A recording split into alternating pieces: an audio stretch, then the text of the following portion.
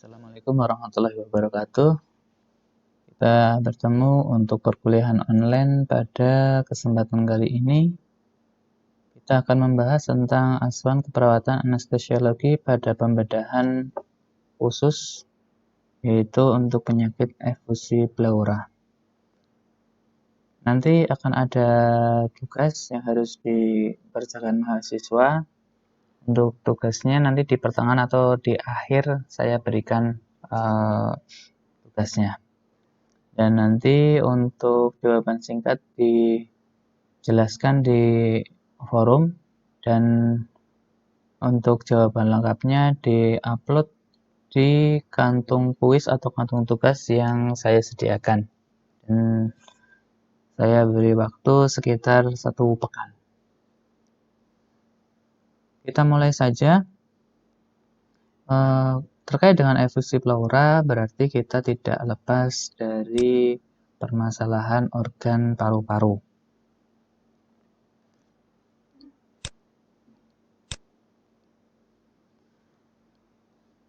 Kita lihat anatomi rongga pleura di dalam paru-paru.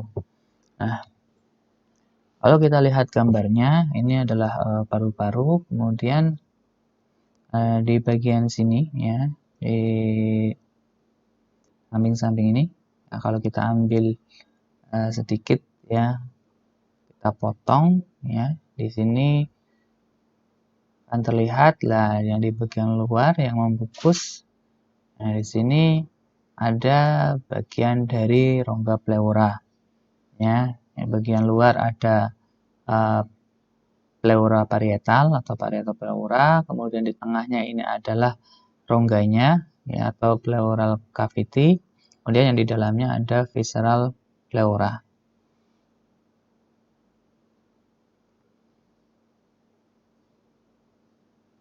Nah, ini kalau kita lihat ya, jadi ini gambarannya bagian parietal pleura, kemudian ini bagian visceralnya, yang bagian tengah ini adalah bagian dari pleura cavity-nya. Nah, ini potential space-nya ya sekitar 2-10 ya, atau -4 sampai dengan -11. Kita lanjutkan. Nah, bagaimana terkait dengan norma pleura fisiologinya? Nah, di sini ada space pleuranya. Nah, kemudian ini bagian parietal pleura limpatik ya. Ini juga ada ini bagian parietal pleuranya, ini bagian visceralnya yang tadi sudah kita bahas bagiannya. Nah, di visceral pleura ini dekat dengan kapilar bronchial. Kemudian yang lain, nah ini bagaimana parietal pleura ini ya, terkait dengan tekanan hidrostatiknya sekitar -5 cm air. Nah, kemudian bagian pleura ya, ini kapilar pleuranya ini tekanan hidrostatik sekitar 30 cm air, dan untuk tekanan onkotiknya ini sekitar 34 cm air.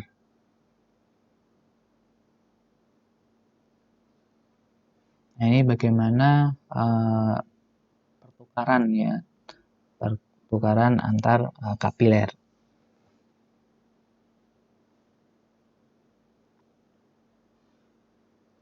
Selanjutnya, untuk cairan pleura, ini sebuah cairan serosa yang dibuat oleh membran serosa yang menutupi pleura normal. Nah, kebanyakan dibuat oleh sirkulasi parietal ya, yaitu arteri interkostal melalui aliran besar dan diserap oleh sistem getah bening. Dalam tubuh seseorang ini yang kira-kira bobotnya sekitar 70 ya, maka beberapa mililiter cairan pleura selalu ada di antara rongga interpleura. Dan fungsinya untuk cairan pleura sendiri adalah untuk mencegah terjadinya gesekan antar lapisan.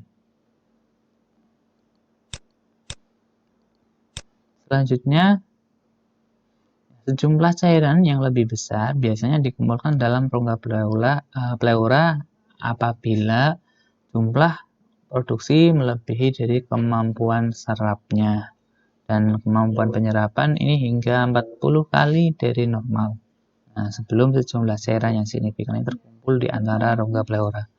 Dan peningkatan produksi cairan pleura dan hambatan penyerapan sistem getah bening ini memicu peningkatan cairan di rongga pleura. Lanjut, bagaimana dengan efusi pleura?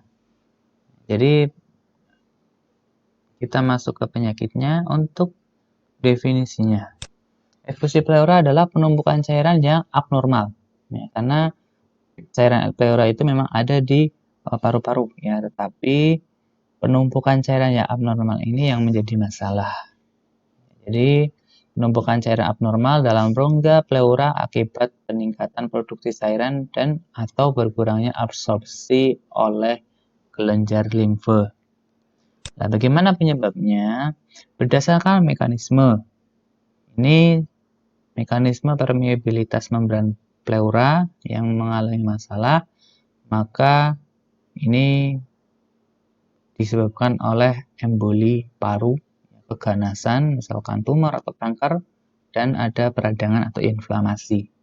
Kemudian berdasarkan mekanisme tekanan onkotik, ini seperti pasien yang mengalami hipoalbumin, ya, baik itu SN maupun SH.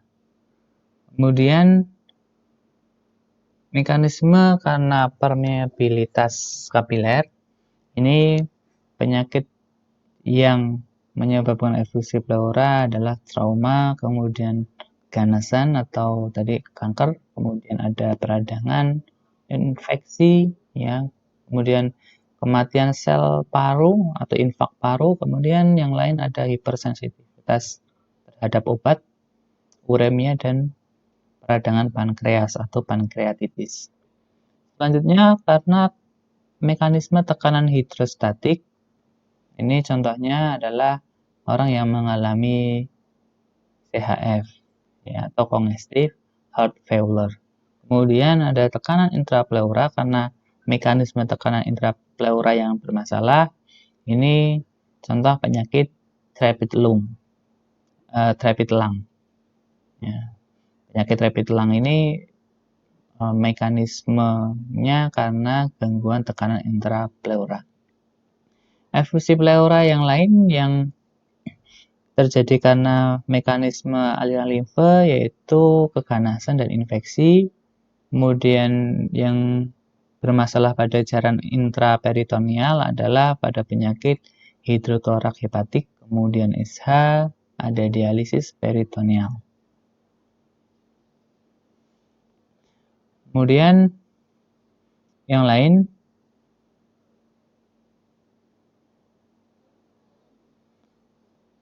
mekanisme perpindahan cairan, ini contohnya adalah edema pada paru dan tekanan onkotik cairan pleura yang menetap, ya, ini efusi pleura.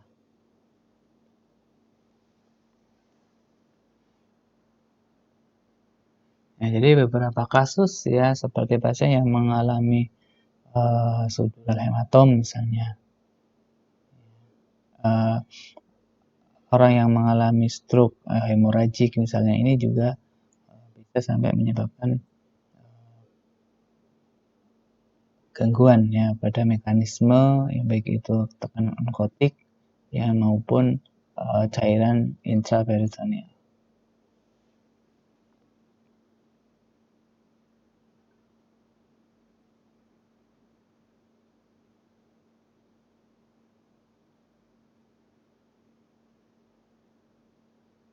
Lanjut untuk gejala klinisnya. Gejala utama yang muncul pada efusi pleura adalah yang pertama sesak napas.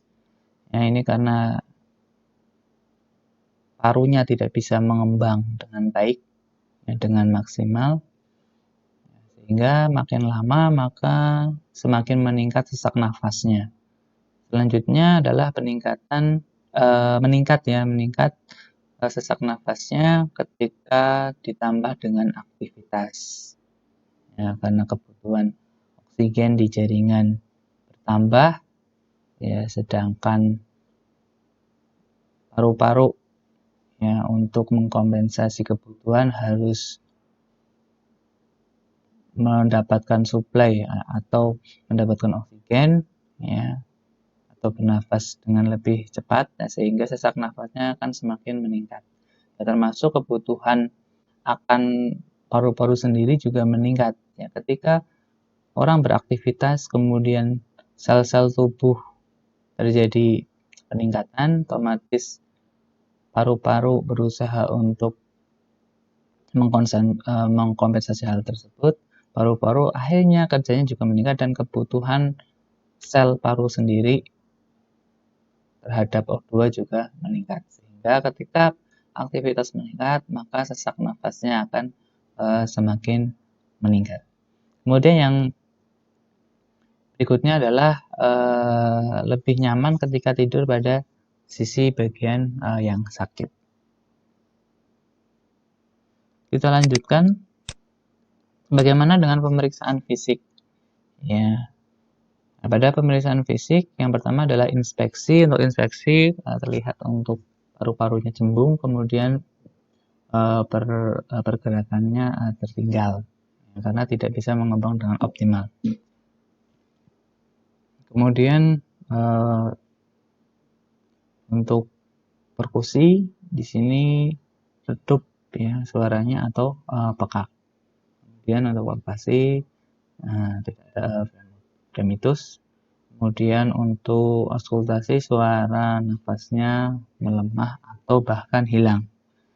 Nah, untuk pemeriksaan penunjang ini contoh foto ronsennya ya. Jadi seperti ini ya. Nah, jadi sampai karena adanya penumpukan cairan di paru-parunya ya, di rongga pleuranya yang menutupi paru-paru.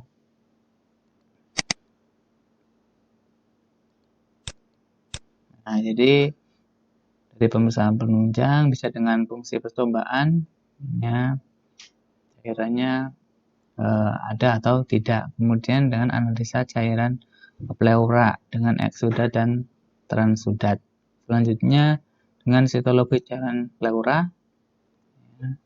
Kemudian kultur dan sensitivity kuman banal, kemudian ada BKA langsung, cairan pleura, ya, kemudian silomikron dan lain sebagainya.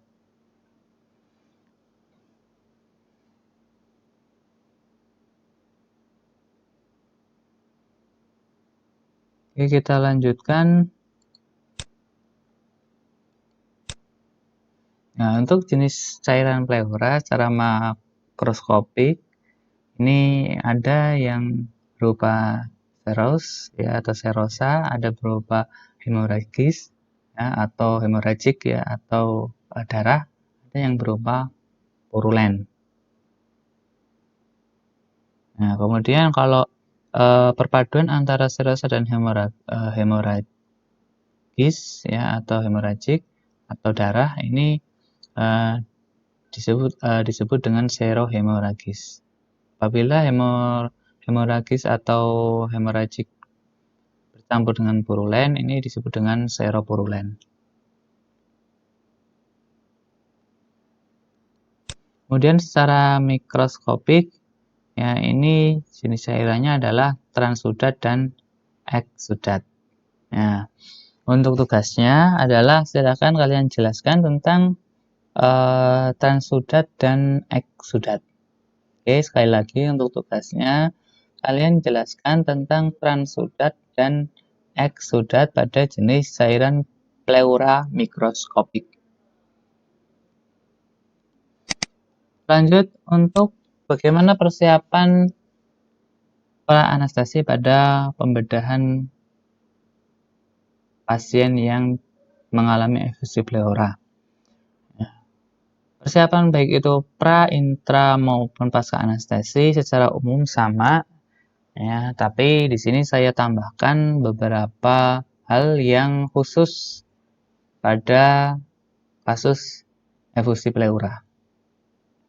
Pada persiapan pra-anestesi, maka untuk tindakan profilaksis ya, seperti terapi bronkodilator ya, untuk memperlebar saluran bronkus, kemudian terapi hidrasi untuk manajemen cairannya, dan terapi fisik dada, kemudian menurunkan insiden komplikasi pasca anestesi dan harus mulai sebelum dilakukan tindakan operasi dan biasanya nanti dilanjutkan setelah operasi. Selanjutnya untuk mobilisasi sekresi pada paru ini dapat meningkatkan fungsi paru perioperatif. Kemudian mobilisasi sekresi paru dapat dicapai dengan kombinasi pernafasan nafas dalam, ya, kemudian batuk vigorous, ya, ada postural drainase, ada hidrasi, dan ada perkusi dada. Selanjutnya untuk premedikasi, ya, kita bisa melakukan premedikasi pasien yang akan menjalani operasi, baik itu reseksi paru, ya, yang ataupun kardiovaskuler, ini tidak rutin, ya, tidak rutin diberikan obat-obat sebelum operasi. Jadi tidak harus diberikan obat-obatan sedasi, ya. Tetapi obat sedasi ringan ini bisa diberikan seperti benzodiazepin ya secara intravena. Nah, ini sebelum melakukan prosedur monitoring invasif seperti pemasangan kateter. Kemudian pada pasien dengan sekresi berlebih, ini pemberian antisialogogu, ya, contohnya adalah glikopirolat. Ini berguna untuk memfasilitasi bronkoskopi fiberoptik.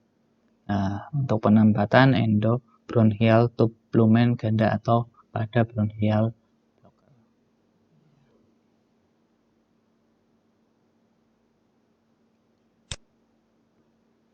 Kemudian secara intra-anestesinya, jadi memang bisa dilakukan dengan general anestesi maupun dengan epidural atau kombinasi keduanya. Tapi general anestesi ini, untuk general anestesi sendiri, ini teknik anestesi yang paling aman ya untuk pembedahan efusi pleura ya, terutama untuk pembedahan efusi pleura, walaupun bisa untuk torakotomi yang lain ya. Tapi memang dengan general anestesi ini ventilasinya terkontrol. Ya. Ini teknik yang paling aman untuk torakotomi terutama efusi pleura. Kemudian obat-obat vitamin ya dalam kombinasi dengan N2O untuk inhalasi ini dan obat-obat relaksan atau pelumpuh otot dapat digunakan dalam pembedahan. Sedangkan anestesi yang lain selain anestesi general juga ada anestesi epidural. Nah, sebenarnya obat-obatan ketamin ya, ini bermanfaat untuk induksi pada pasien-pasien kritis yang akan menjalani bedah darurat ya, karena memiliki efek simptomimetik ya, yang sangat diperlukan karena kebanyakan bedah toraks darurat disertai dengan hipovolemik. Nah, di samping itu ya, obat ini juga memiliki onset yang cepat dan dapat mengurangi bronkospasme pada pasien yang mengalami asma. Nah, kemudian untuk anestesi epidural sendiri ya bisa dilakukan ataupun dengan blok ya paravertebral atau blok saraf interkostal atau blok lapangan operasi. Ya. Ini bisa dilakukan secara murni atau misalkan betul-betul anestesi epidural saja atau blok saraf interkostal saja tanpa kombinasi dengan general anestesi. Tapi memang paling aman adalah untuk apabila menggunakan general anestesi. Lanjut, bagaimana pemantauan ya selama tindakan operasi? Pasien yang mempunyai riwayat penyakit respirasi sebelumnya, selama menjalani pembedahan akan dapat terjadi ketidaksesuaian antara ventilasi dan perfusi. Nah, di mana hal ini dapat diperburuk oleh kondisi-kondisi seperti manipulasi selama pembedahan, kemudian posisi operasi, misalkan posisinya miring atau bagaimana ya. Jadi ini bisa memperburuk keadaan pasien. Maka harus betul-betul pemantauan oksigenasi dan ventilasi penting. Ya, karena pemantauan ini untuk melihat ketidaksesuaian antara ventilasi dan perfusi. Nah, pemantauan ini bersifat individual, ya tergantung pada seberapa luas operasinya dan seberapa parah penyakit yang mendasarinya. Nah, ini yang memperburuk ya selain manipulasi selama pembedahan, kemudian posisi operasi, ya periode kolaps paru dan ventilasi satu paru. Kemudian pemantauan untuk pasien yang menjalani torakotomi, ya ini meliputi ada EKG, kemudian pulse oximetry, tekanan vena sentral, tekanan darah arteri langsung, kemudian ada AGD, ya analisa gas darah yang dilakukan secara periodik, dan kapnografi untuk pemantauan CO ekspirasi atau karbon dioksida ekspirasi.